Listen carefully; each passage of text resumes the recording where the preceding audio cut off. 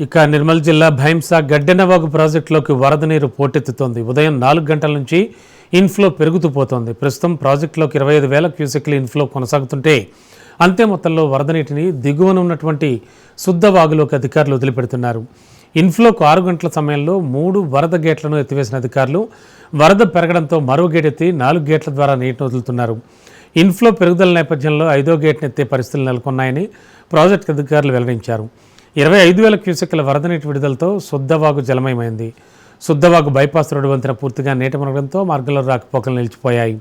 ఈ సమీపంలో శివాలయం జలమైంది. క్రమంలో బస్ డిపోకు సైతం వరద నీటి ముప్పు నెలకొనుంది. శ్మశాన వాటికి పూర్తి స్థాయిలో నీట మునిగింది. 5వ వరద గేట్ ఎత్తివేస్తే పరిస్థితి మరింత అతలాకుతలం అయ్యే ప్రమాదం ఉంది. భారీ వర్షాల నేపథ్యంలో అధికారులు ఎప్పటికప్పుడు హెచ్చరికలు జారీ చేస్తున్నారు.